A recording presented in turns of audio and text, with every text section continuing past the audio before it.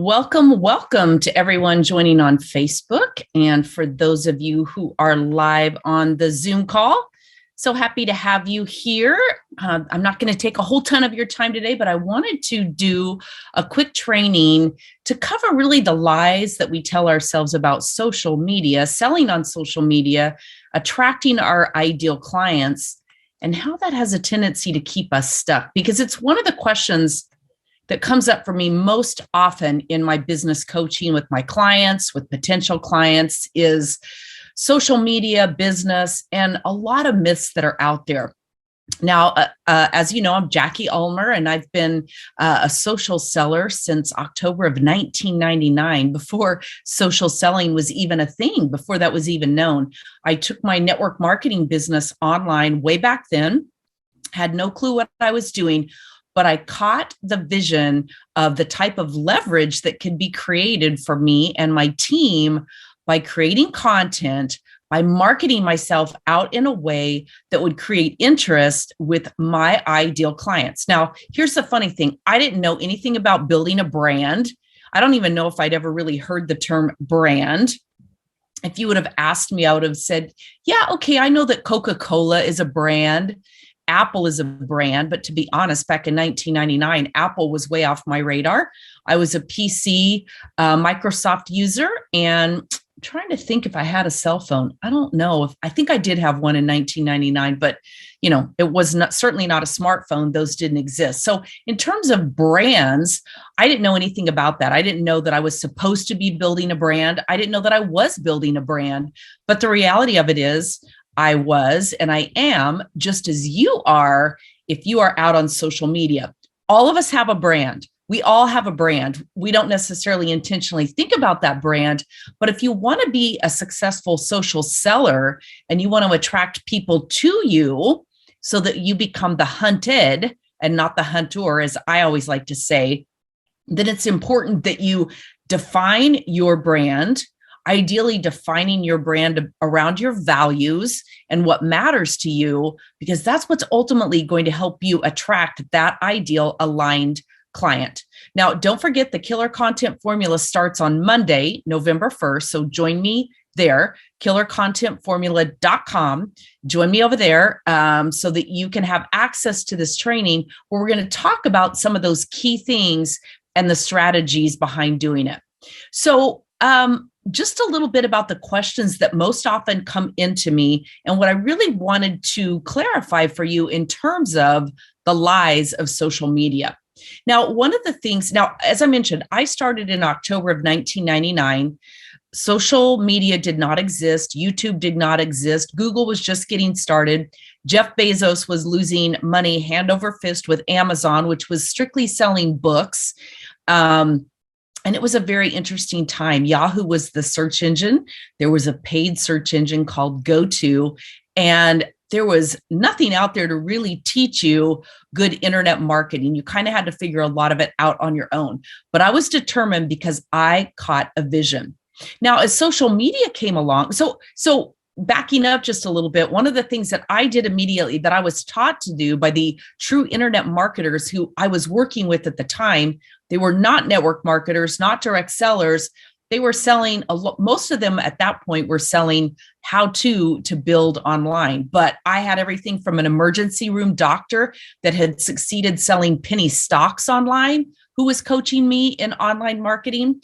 I had a guy who used to sell used cars online and car parts and a lot of stuff like that did very, very well and ultimately converted to being that internet marketing guru to teach people. And then years later, along came Gary Vaynerchuk, a name that many people are familiar with, who, interestingly, his claim to fame in social selling was not teaching people how to succeed online. It was helping his family's liquor store, and most specifically the wine sales part of it, succeed in his area. He started shooting YouTube videos. He'd have wine vendors come in, wine distributors come in, do a wine tasting with him. He would shoot a video around it. He was very honest. If he didn't like the wine, he would spit it out. And he told them, I'm just going to be honest. If you're going to do this with me, you have to be willing to be real. But the reality of it is it made sales for those wine distributors who were brave enough to do that. Pretty soon, he created a multi-million-dollar liquor store business online, not by selling liquor online, but literally attracting people into his liquor store, being out there globally, but getting enough traffic that he attracted enough people in his local area in New Jersey into his family's liquor store. And he most specifically focused on wine. If you've never heard that part of its story, it's fascinating, talking about being about a 12-year-old having to work in the family liquor store and seeing Wine Spectator magazine piling up in the back room, in the stock room, and just becoming interested in learning about wines. And so he's very self-taught with the internet. And then later he went on to become an internet guru. Well, the interesting thing is, as social media came along, so I was taught to build a website by these gurus, right? Build a website, build an email list, and begin to market yourself out there. Now, I caught a vision for how powerful that was because I knew I could leverage myself out on social media. And by leverage, what I mean is I'm doing this live right now in Zoom and on Facebook, and I'm also recording this. So anybody who's watching live is going to benefit from this today. Now, if I were in a hotel room or a conference center and I was teaching this on stage, the only people who would have access to this were the people who would be in front of me at that time. Now, yes, of course, I could be videoing it like I am, but in the old traditional sense, when we do a one-to-one sit-down meeting with someone at a coffee shop, the only two people who partake in that are the two who are live right there. So I realized that through the internet and through these tools, I could leverage myself so that the content that I could put out there would work much like a bulletin board or a billboard, right? A paid billboard out that you drive by on the interstate. I could put content out there and it could work for me over and over and over again. And I got to tell you, I was hooked. I had no clue what I was doing. I had no idea how to build a website. Didn't know anything about registering a domain name. In fact, when I registered my domain name, my very first one, streetsmartwealth.com, I instantly started paying for hosting. That's how green I was. Well, shoot, if I was going to be paying for hosting because I'm thrifty, I knew that I needed to get a website built and I needed to get it out there pronto. I went to Office Max. I bought Microsoft Front Page, which was the software for building a website. And I bought that because I knew Microsoft, I knew Word, I knew how to use some of the programs. And my understanding was that it worked somewhat the same way. Let me stress, it was somewhat the same way. I lost a lot of hair, I lost a lot of sleep, and I aged myself a whole lot learning that process. But that's a skill set that I value to the nth degree because I learned so much from that process. So I went about building my business through my website, through marketing content out there, and through building an email list. Later came social media, and that really paved the way to be able to get my message out there in a much bigger way. And here's what happened. A lot of the people who I began working with stopped building their website. They canceled their domain name. They canceled their web hosting. They stopped building an email list. They stopped doing all that. And what they would say to me is, all I need is social media. I'm just going to let social media go to work for me. That's all I need. And I remember thinking, that's really interesting. I would never put all my eggs in one basket, especially a basket that I don't own. And we've seen it in the past. We're seeing it again today with the censorship that's going on by big tech. And I'm not just talking about political figures. I'm talking about a lot of people in the health, wellness, fitness, and certainly the natural health space are finding that their content is being removed, or it's being shadow banned, or it's being blocked largely, and it's not being put out there on social for a number of different reasons. I'm not going to get into the politics of all that, and it is a little bit political, but all that to say, these are mostly bots. Okay, they're robots that are out there censoring this information. So if you're in that particular space, or perhaps you're in a space where you've been very outspoken about certain topics right now that aren't popular, trending on big tech companies. It could be that your information is getting blocked. So one of the things that I hear is, why is it that my content, I used to go live on Facebook and talk about, natural alternatives to health and wellness, and I'm not getting near the engagement today that I was getting a year ago or even 6 months ago? I wonder why. Because you don't own that platform. You don't own your ability to know who's going to see it. We trust that when we put content out on social media that people are seeing it.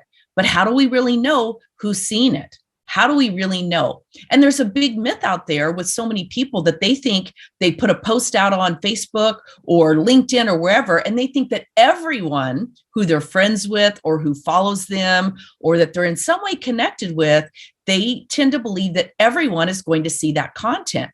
And that simply is not the case. Think about how little content you actually see. Now, I have nearly 5,000 friends. I think this morning it was 4,972. I went in to look to see for sure. And I know without a doubt that not nearly all those people are seeing my content. In fact, if you go in and scroll, if you were to scroll all the way down the Facebook newsfeed, you would hit the end at about 300 pieces of content. That's all the bandwidth that Facebook really has to deliver that content to you in any one given time that you're on your phone or on your computer scrolling and looking at Facebook. But if you have 4,000 friends or nearly 5,000 friends, if even half of them are active on social media on any given day, that's at least 2,500 pieces of content out there. And you and I both know we aren't seeing all that.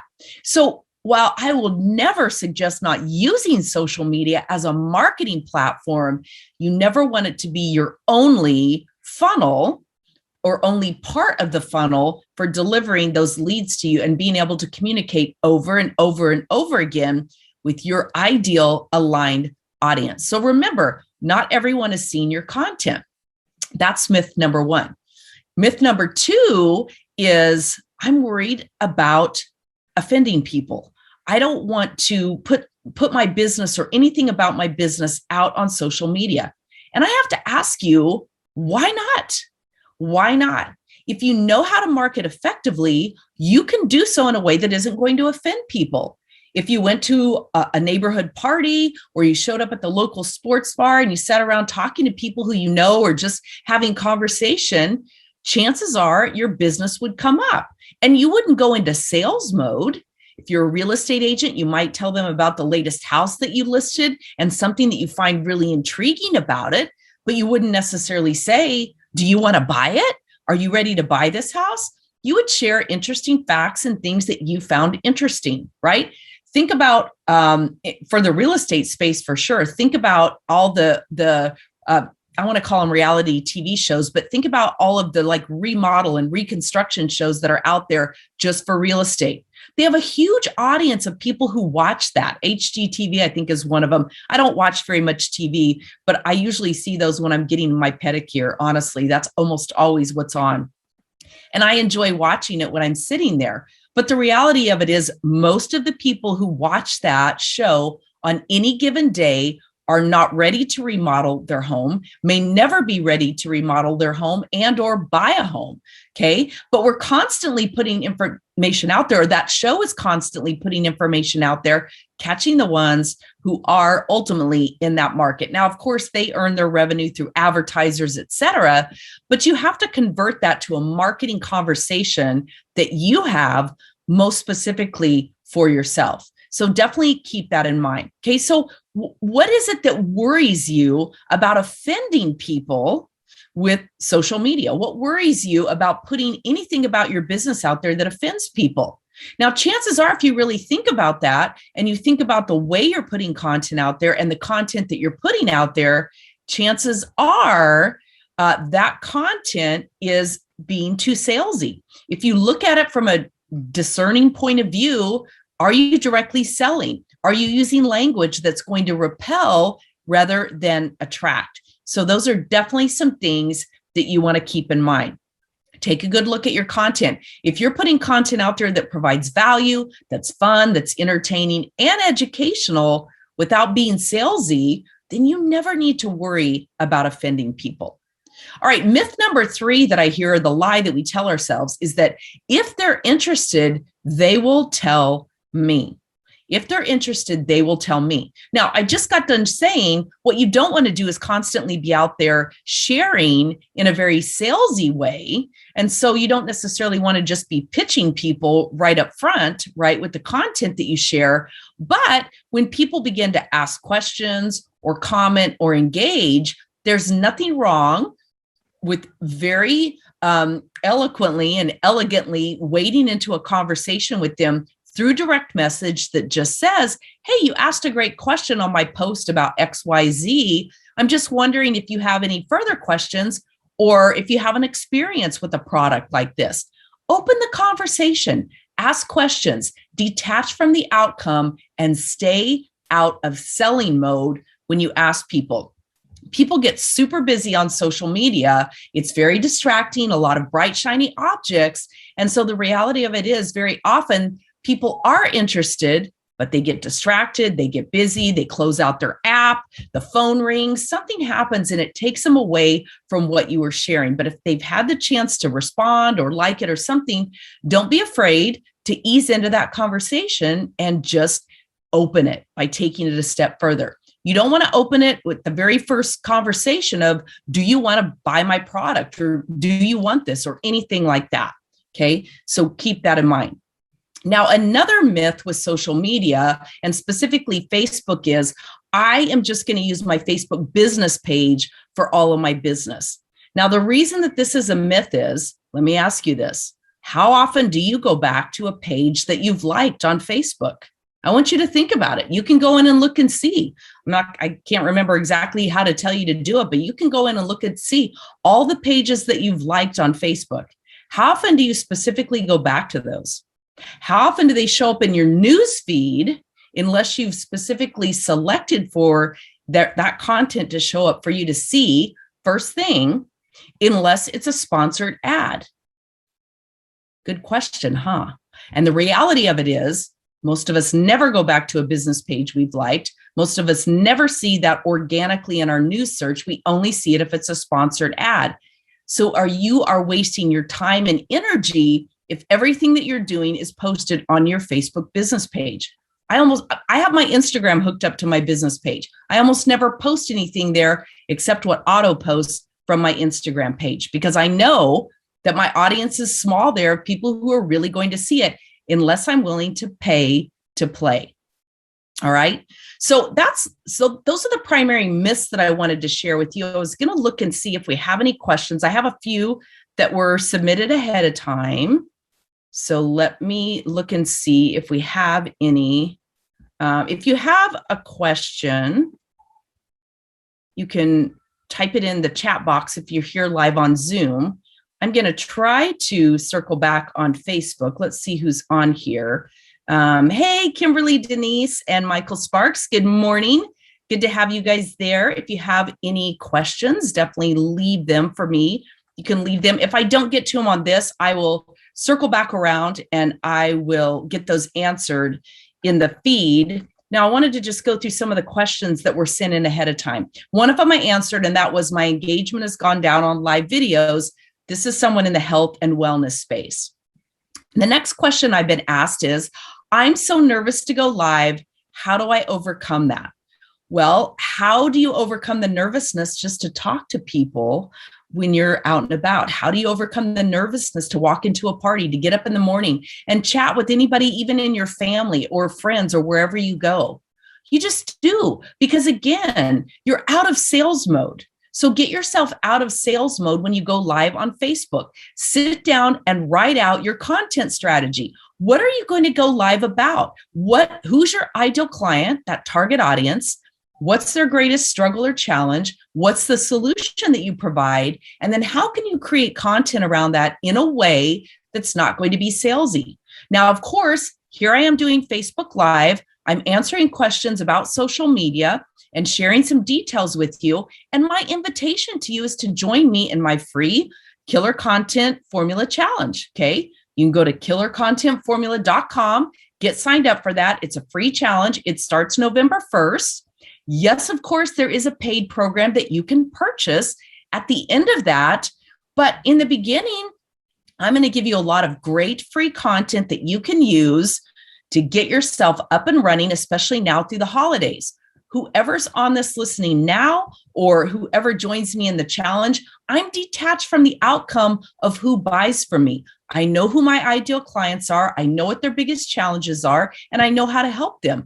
I'm looking to assist those people who are ultimately going to buy from me, but in a way that they buy from me because I've provided enough value. They know that I have the goods, that I can bring the game to them and really teach them what it is that they need to know. And that's not going to be everyone. So I have no fear of going live, no fear of sharing my knowledge, sharing what I know out there, or even shooting a video if you don't go live, because I'm not here specifically to sell anyone anything.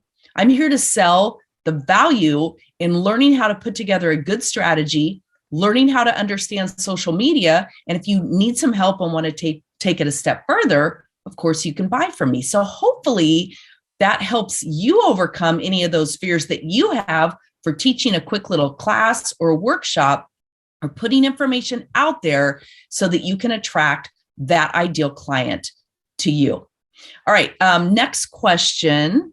Let me see here. I don't like using my profile for business. Well, then don't. That's kind of my response to that. But at the same time, don't expect to be generating leads and new clients and sales from social media if you aren't willing to use your profile for business. It's kind of the same thing that I said about, going live, or, overcoming that nervousness of just talking to people. You talk to people from your personal perspective. Let's say you're in direct sales or network marketing. Maybe you sell a nutritional product, a fitness program, skincare. Maybe you're a real estate agent. Okay, that's a part of who we are. That's a part of our brand. And when we're out and about and somebody asks us, what do you do? We don't say, hang on just a minute. Let me switch to my business profile to talk to you about what I do. No, we're conversational. We very clearly express to them, hopefully using that impact introduction that I teach in the Killer Content Formula, how to share with people what it is that you do in a way that makes sense to them, speaks to those who are interested, and sets you apart that positions you as that expert and someone that they can listen to and someone whom they can trust. Okay, so when you approach it from that aspect, you should have no fear of using your profile for business. Now, like I always teach, I teach the 80-20 rule. 80% of the time you want to be having fun, being social. It's called social media for a reason, and save that 20% for business type posts and engagement. Okay, that's going to get so much more. You can go back to my Facebook profile right now. Yesterday, I posted a link about this very live. Got very little engagement, but that's okay. It did generate some response. What that means is people didn't comment on it. They didn't like it, but I added some new people to the group. I got some questions about it. So I know that it created interest. You can go to the post below that where I shared my weekend experience working with a group of Gold Star wives in Colorado. It got a whole lot more engagement. That's okay. That's what keeps you out there, keeps you top of mind. And that's part of sharing your values and those things that matter to you that ultimately are what people are going to remember when they are in the market for whatever it is that you provide. All right, let me see. Any other questions?